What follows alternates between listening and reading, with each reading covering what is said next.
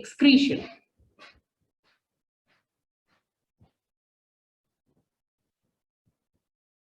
Anyone, please write disposal of unwanted waste, removal of waste, nitrogenous waste, removal of toxin from the body. Okay, great. That's great. That's great. So if I want to define what is excretion, it is enumerate various organs and organ system associated with the process of excretion, where the waste material is being excreted out of the body or thrown out of the body. So removal of the waste from the body, and what are the organs associated with are lungs, kidneys, GIT, and skin. You can see here, kidney being the main organ, which maintains the balance between the chemical components within the body. It helps to remove the extra unnecessary fluid which is available in the body. The waste material is being filtered out. It controls the RBC level and the blood pressure level within the body. The chief function of the renal or the excretory system are: first, regulation of water and electrolyte balance, regulation of acid-base balance, then excretion of waste products of proteins like urea from protein breakdown, uric acid from nucleic acid, creatinine from the muscle creatinine breakdown, and the end products of the hemoglobin. These are just few examples which we term as the waste products, which are being excreted by the renal system. Then excretion of foreign chemicals like drugs, food additives, pesticides, they are also being excreted out by the renal system. Then it has some endocrine function. As you know, for the process of erythropoiesis, erythropoietin is a hormone which is being secreted by the kidney. Then renin, another hormone. There is 1,25-dihydroxy vitamin D, which is also an endocrine component, which allows the formation of inactive to active form of the vitamin D, which is very important for our bones, for the calcium metabolism within the body, right? Then it also the function of the kidney. If I talk specifically of the kidney, it is urine formation and excretion of the waste products like urea, creatinine, uric acid, which are dissolved in the urine, and prevent their accumulation so that they will not reach to the toxic level within the blood. Minimum is okay, but it should not reach to the toxic level in the blood. The second important function of the kidney specifically is that it regulates the extracellular fluid volume by various hormones, that is antidiuretic hormone, that's ADH, anti-natriuretic peptide ANP, angiotensin, which acts on the renal tubules and thus regulate the extracellular fluid. We'll talk about it in great detail in these sessions. These hormones have the capability to remodify the uptake of sodium and subsequently the water reabsorption from the renal tubules so that its excretion is limited. It also regulates the blood pressure by secreting out a hormone which is termed as renin, and this renin in turn activates renin angiotensin aldosterone axis. And this helps in regulating the blood volume and thus regulating the blood pressure. So intrinsic mechanism is basically related to modification in the sodium and the water regulation. Whenever there is more amount of the sodium uptake, water gets taken up by the renal tubules, increasing the blood volume, thus increasing the blood pressure. So this is how it directly as well as indirectly help in regulating the blood pressure. Then regulation of electrolyte composition. It has the ability to excrete and reabsorb electrolytes like bicarbonate, sodium. They are sodium, potassium, they are being excreted and sometimes also being secreted. Like potassium is being secreted into the renal tubules. It's being reabsorbed as well as being secreted. H+ ion is being secreted at the DCT. Then vitamin D synthesis that controls the plasma concentration within the blood. Maintaining the acid-base balance by having a regulation of bicarbonate excretion and hydrogen ion secretion. So it will cause, it will help in regulating a balance between the bicarbonate and H+ ion. More the bicarbonate ion in the plasma, more it will be excreted. More the H+ ion in the blood, more it will be secreted. Okay. Kidney abnormalities may lead to metabolic imbalances in the form of either acidosis or alkalosis. So that's why that's a very important function of the kidney. Then it has the function to regulate the plasma osmolarity. We have talked a lot about plasma osmolarity when in the general physiology topic. So I'm sure that you are aware of it. Keeping that background in mind, we will be adding on the information how the regulation occurs. Okay, if you remember, 290 milliosmoles is the normal osmolarity of the plasma. We can say 300 milliosmoles, but ideally it is 290 milliosmoles. So this osmolarity is being maintained by controlling the sodium, chloride, and water reabsorption, and there is a feedback mechanism. We'll talk about it in more detail. Okay, regulation of erythropoiesis. This you might have read. Can anyone tell me about regulation of how kidney helps in the regulation of erythropoiesis? Write on the chat. How we say that the kidney, one of the functions of the kidney is to regulate the process of erythropoiesis. Okay, by secretion of erythropoietin. Can you add a bit more about it? What is this erythropoietin? How it is being secreted out? Because this has been dealt in great detail when the topic of anemia was talked about. Interstitial cells of the kidney secrete erythropoietin. Good. Hypoxia, very true. Hypoxia stimulates the cell to secrete erythropoietin by the JG cells. And this erythropoietin, where does it act? Not angiotensin. Please, will not deal with the angiotensin. We are talking about the erythropoiesis formation or regulation via erythropoietin. Where in bone marrow? Where in bone marrow? Very right. It on bone marrow, that's fine. But what does it do in the bone marrow? It increases the number of progenitor cells for RBC. That's the first thing. It helps in the more mRNA secretion, the protein for hemoglobin secretion. These are the two main things what it does. So firstly, it will increase the number of, it doesn't shorten the process, it just fastens the process and it increases the number of the RBC cells first. Second, it also increases the hemoglobin getting incorporated in the RBC, and then faster maturation of the reticulocyte. Okay, so these are the three main things which the erythropoietin does. Do remember these things because they are all interlinked to each other. Okay, endocrine function, it has three main endocrine function. One is secretion of thromboxane A2 and prostaglandin. Second, secretion of renin, and third, secretion of calcitriol. Calcitriol is endocrine, is some hormone which has the ability to convert 25-hydroxycholecalciferol into vitamin D. Right, that is the active form of the vitamin D. Vitamin D3 is the active form of it. Fine. Last but not the least, the function of kidney is gluconeogenesis. Although it does not help always directly for the process of gluconeogenesis, but it does this during the process of starvation, whenever there is starvation. So it helps the glucose to be synthesized from a non-carbohydrate source, specifically during starvation. Now the main non-carbohydrate source is an amino acid, that is glutamine. Okay, so glutamine, from glutamine it gets converted into the glucose. So this is how the it helps in the process of gluconeogenesis, right? Is there any question you would like to ask as far as the function of kidney is concerned? Write on the chat box. Actually, excretory system should not be taken before the cardiovascular system. Firstly, as per the understanding, better understanding of the student, first the cardiovascular system and respiratory system should be taken up, and then the excretory system. I don't know why it has happened and how it has happened within the department, but I will try my best to make the concepts which you were supposed to learn in cardiovascular system to be cleared out here to a very great extent. Okay. So any question related to the function of excretory system, the organs associated with the excretory system? No. Okay, so I'll move ahead.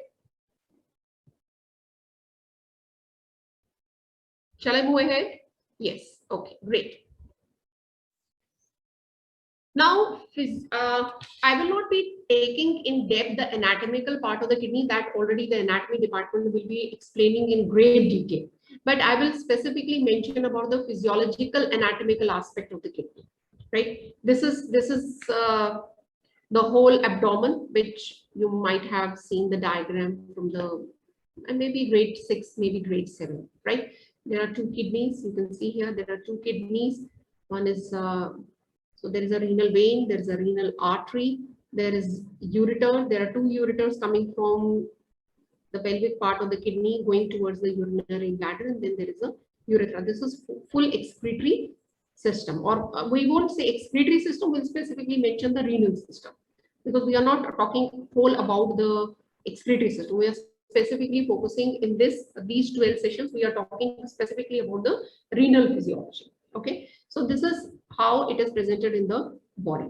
So kidney, if we know, they are bean shaped. You can see on the top, it's like a bean shaped, paired organs. Fist, if you just close your fist, keeping thumb inside, that is the size of your kidney, approximate size of your kidney, ranging from 11 by 6 by 3 centimeter. It's 150 grams in weight. It lies outside the peritoneum. So we term it as a retroperitoneal organ. So it's retroperitoneal. It is present on the upper dorsal region of the abdominal cavity as far as the anatomical aspect is concerned. If we talk about where exactly it lies, it extends between 12th thoracic to 3rd lumbar vertebra. And it is being protected by the rib cage. It is embedded in 2 layers of fat, which acts like a cushion, and there is a capsule covering the kidney. You can see there is a capsule which covers the kidney. This capsule is thick and it is termed as the renal capsule. It's made of the connective tissue, and it protects, this covering protects the internal organs. Okay. Since we said that they are paired, so there are two kidneys, one is on the right side and one is on the left side. Right kidney is a bit lower than that of the left kidney because of the liver coming on the right side. On the top of the right kidney and the left, there are adrenal glands, one the right and the left adrenal gland. If I talk about the anteriorly, what all comes up in the right kidney, it is the right lobe of the liver, duodenum, hepatic flexure of the colon. While for the left kidney, if you imagine what all will be coming, the organs, spleen, stomach, pancreas, jejunum, and splenic flexure of the colon. Now, if I talk about the lower part, we can talk about the posterior abdominal wall, a bit of diaphragm is there. Same for the right and the left kidney. So you can see here two kidneys, pair of kidney, there is ureter, there is bladder, and then there is urethra. To the urinary bladder via two ureters. And the bladder continuously accumulates the urine periodically and empties it into the urethra, and the process is termed as micturition, right? We'll talk in depth about what is micturition, how it happens in the later classes. If I talk about the kidney, see, I have divided the kidney through and through. Okay, you can see this is the inner half of the kidney. There's a capsule around the kidney, this light pink color. Then there is a outer cortex, and then there is an inner medulla. These are like pyramids, and they send the urine, the filtered urine, into the renal pelvis, and then from the renal pelvis it enters into the ureter and finally to the urinary gland. Now, the basic structural functional unit of kidney is nephron. So if it is being asked as a one line, what is a nephron? It is a basic structural functional unit of the kidney. Approximately 1 to 1.3 million nephrons are present in each kidney, total making around 2 to 2.6 million together in total. The length of the nephron, it ranges from 45 to 65 millimeter. And nephron, it contains two main parts. One is the renal corpuscle and one is the renal tubules. We'll talk about it. So this is the superior lobe, this is the lateral border, this is the hilum part of the kidney. Okay, this is the inferior core, anterior surface. This is the anatomical aspect. If I cut this kidney, the gross anatomical feature, this light pink, it is the capsule. Then this is the cortex. These pyramidal structures where you can see these are the medulla. and they have papillae inside it. Then these papillae or the medullary complexes, they enter into a cup-shaped structure which is termed as calyx. Then these calyxes accumulate together to send their urine, filtered urine into the pelvis part of the kidney and then to the ureter. There is a renal artery which sends oxygenated blood to the kidney, supplies oxygenated blood to the kidney, and renal vein which takes up the deoxygenated blood back from the urine. Okay, now you see further, we can see a better version of it. These are the calyxes. There is a minor calyx here, and then there is a major calyx. This is the final hilum, from where all the major calyx join together so that the urine can be delivered into the ureter. So if I talk about the inner medulla, there are around these conical projections, which are termed as renal pyramids, around 8 to 12 conical masses. So inner medulla has renal masses around maximum around 14, minimum it can be 4 as well. They are separated from each other here. You can see the pink part. They are separated from each other by the conical columns, which are termed as column of Burton. Each pyramid has a base directed towards the cortex. You can see here, there is a broad base. Here, this is a broad base, and this is the apex, pointed apex. Not exactly pointed, but somehow pointed. So the broad base is towards the cortex and apex is towards the renal pelvis, or the renal hilum or renal papilla, which directs the renal pelvis and fits it into the minor and then to the major calyx. These pyramids, they show striations and they pass radially. These striations are basically due to the straight portion of the nephron. That's why they look like striations. And extend, there's some distance upward into the cortex where there are termed as medullary rays. So this is the structure of a nephron. This is the basic structure of one nephron. This is just one nephron we are talking. Earlier we were talking about a group of nephrons collecting together in a bit half part in the cortex and half part in the medulla. So this is the basic structural nephron. You can see, yeah, there's something written on the chat. Okay. So you can see here, there is a glomerulus, there are tuft of capillaries. Okay. Then there is a tube which comes from the glomerulus, which is termed as proximal convoluted tubule. Then there is a thin loop, which is termed as loop of Henle. Then there is a distal convoluted tubule, which again moves up to the cortex. This purple is cortex, and this lower part is the medulla of the kidney. So half part of the nephron is in the cortex, half is in the medulla. The glomerular part or the capsular part of the renal nephron, it remains in the cortex, while the tubular part remains in the most part remains in the medulla. Then there is a distal convoluted tubule moving from the medulla, goes up, comes very close to the glomerulus, and then finally exits via the collecting duct. So this is the basic structure of a nephron. As I said, the nephron can have two parts. One is the renal corpuscles and one is the renal tubule. In the renal corpuscle, there is a glomerulus and the Bowman capsule. In the renal tubule, there is proximal tubule, loop of Henle, and distal tubule. The loop of Henle has three parts. One is thin. There are thin and thick segment. There is a descending limb and an ascending limb because it's a U-shaped structure. So there is thin descending segment, then thin ascending segment. Then there is a thick ascending segment, and each part has its importance. Again, you can see beautifully, this is the line which differentiates the cortex and the medulla part of the kidney. The tube, the loop of Henle, and the collecting duct, the majority part lies in the medulla, while the renal corpuscle and PCT, part of PCT and part of DCT lies in the cortex, right? The corpuscle whole lies in the cortex. Again here. Now let's talk about the regeneration. The nephrons, normally they do not regenerate, but its dysfunction signs are identified clinically when approximately 25% of the nephrons are destroyed.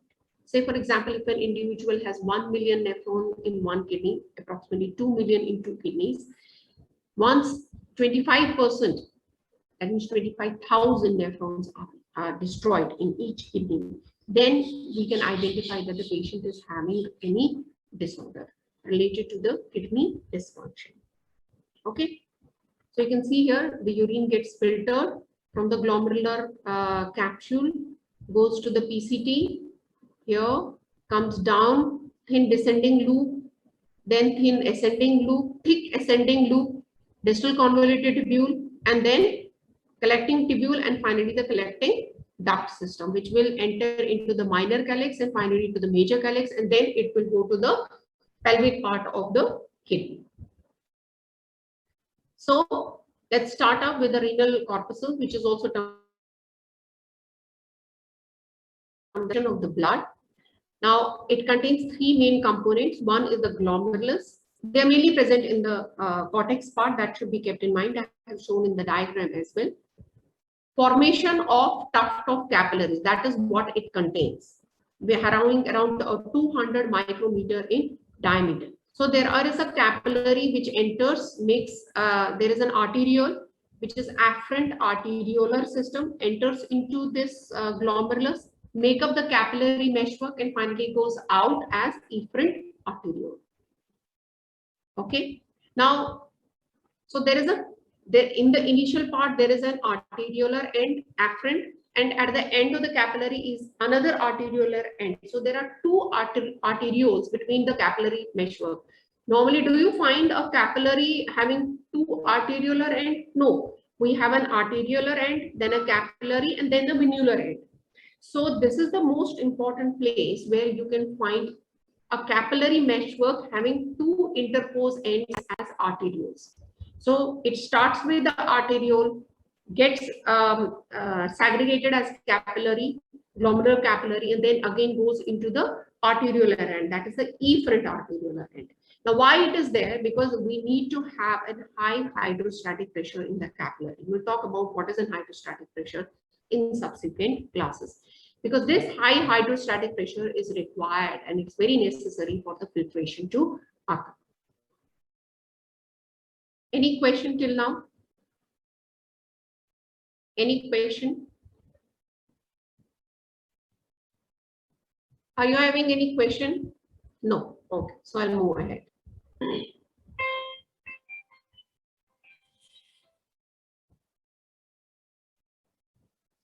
So the first thing what you need to keep in mind that the capillary meshwork in the glomerulus has arteriolar end at the beginning as well as end. Why they need to have it? So that they have a high hydrostatic pressure. Now this high hydrostatic pressure is very important for to have filtration occurring at the Malpighian corpuscle or renal corpuscular part. Now the second part of this renal corpuscle or Malpighian corpuscle is the Bowman capsule. You can see here this green part. This is the Bowman capsule. So this is the lining of the nephron. This is the meshwork. This is the afferent arteriole. This is the glomerular capillary tuft having an endothelial lining, and then it gets accumulated together into the efferent arteriole. So high pressure, high hydrostatic pressure arteriolar components are before and after. Then the Bowman capsule is lined by the epithelial cell. Okay, epithelial cell is around 5 micrometer thick. We'll talk about it in detail. So you can see here, this is the endothelial capillary, glomerular capillary endothelium. These are the endothelial cells. There are pores. Then there is a basement membrane. And then there is a Bowman's capsule having an epithelial lining. Now, epithelial lining, it can be visceral or it can be proximal. Now, visceral is one which is very near to that. So you can see a small green part here. This is the visceral Bowman's capsular layer is attached very close, not exactly attached to the capillary, but very close to that of the glomerular capillary. And the other part, the other green part, this green part, this is parietal layer of Bowman's capsule. So Bowman's capsule has two layers. One is the visceral, which is very much close to that of the endothelial lining, And then there is a parietal layer which is away from that of the endothelial line. Okay, so if I give a cut section here, we can see it's like this, or having a gap or a pores in between. Then there is a basement membrane. You can see the basement membrane. There is a light purple, dark purple, and again light purple. So it has 3 layers in the basement membrane. We'll talk more about it. And then there is a visceral layer of Bowman's capsule, which is an epithelial cells. Okay, this is the structure of it. Now, we will not right now go for the Malpighian corpuscles. In the next class, I will talk in detail about the structure of the Malpighian corpuscles. Right now, we will tubular part.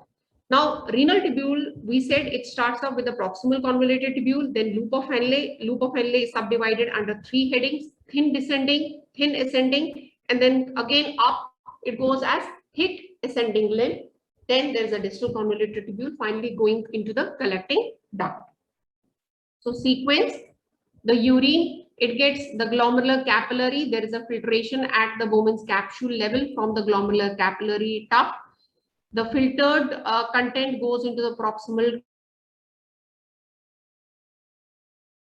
Then descending thin limb, ascending thin limb, ascending thick limb.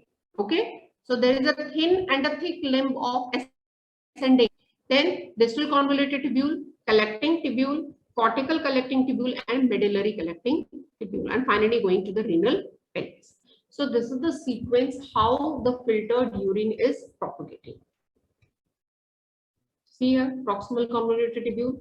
This is the straight proximal tubule.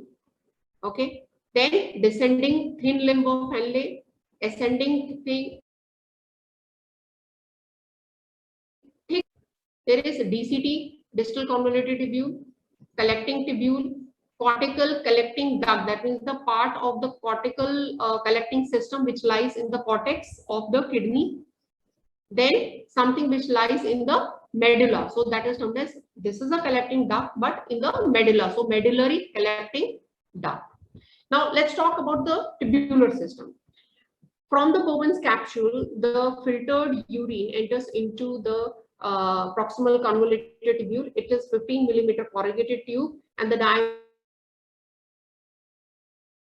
diameter of it. The one thing what you should remember that it contains tight junction, so that there is only lateral intercellular space formation.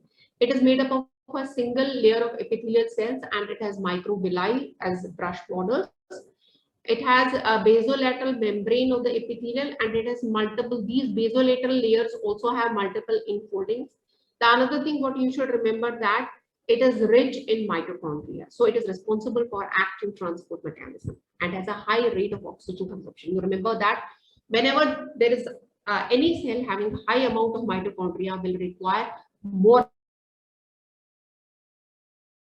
amount of oxygen. Now, why we require high consumption of oxygen?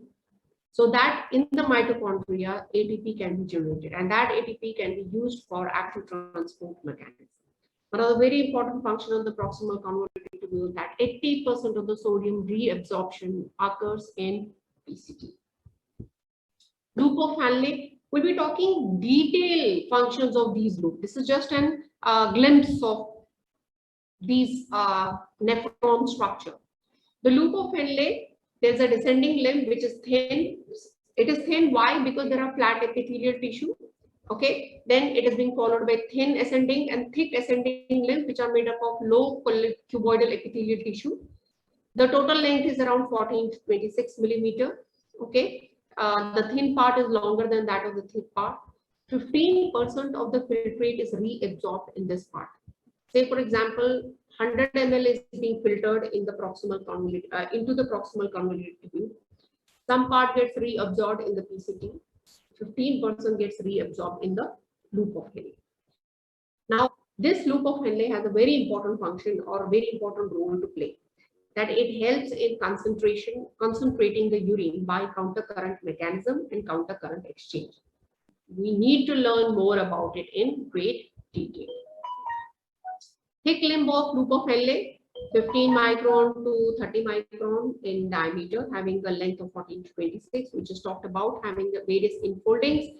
It has laminar surface. It has numerous mitochondria in the basal side. Again, 15% is being filtered. It is suitable, best suited for active transport mechanism. In the thing, keep in mind, thick limb of loop of Henle has huge amount of active transport mechanism. What mechanism? We'll talk in detail. Coming to DCT, distal convoluted 5 millimeter in diameter. It contains no cuboidal epithelial tissue. It has few microvilli having an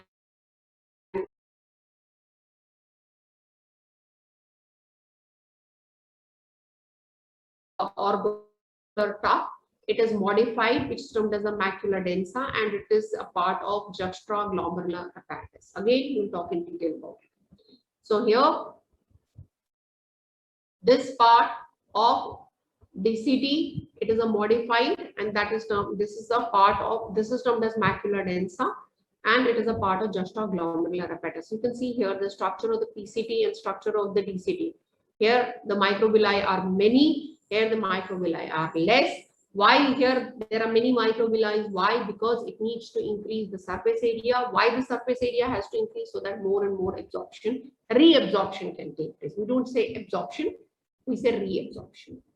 So many DCT opens into the collecting duct, firstly the cortical part and finally to the medullary part.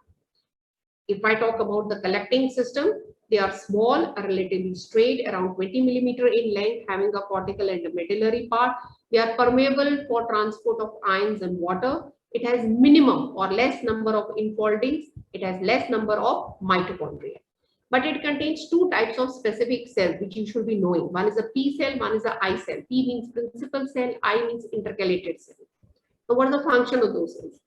P cells are nothing, but they are modified basolateral infoldings. They are having modified infoldings, having few mitochondria, and they are mainly involved in the reabsorption. The ADH-induced water reabsorption occurs on those principal cells. So whenever we will be talking about ADH, you should know that the principal cell where it affects is the P cell. The intercalated cell, that is the I cell, they have more of the microvilli, they have more of the infoldings as well as the mitochondria present. The main function of it is that it is involved in acid secretion and bicarbonate transport. That means it will secrete H plus ion. Okay. Few I cells or intercalated cells are also present in the distal convoluted tubule. Now, distal convoluted tubule is very porous to water because in presence of antidiuretic hormone. So, water movement is by the process of osmosis. So, it is termed as salty interstitium of the medulla. So, here the interstitium of the kidney is hyperosmotic. And this is the last segment to save the water from the body. If the water gets lost from this place, then there is no point where we can save the water. So again, proximal, loop of Henle, thin segment, descending, thin segment ascending, then thick segment of ascending, DCT, and finally the collecting system. Is this clear?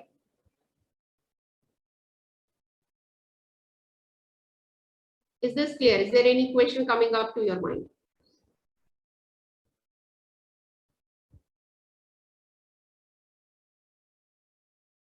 To your mind. See, if you don't ask me a question, I don't know whether you have understood my point or not.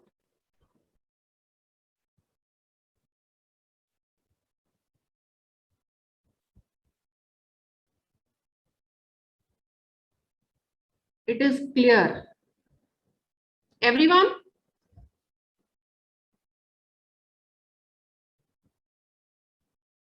So shall I move ahead with the next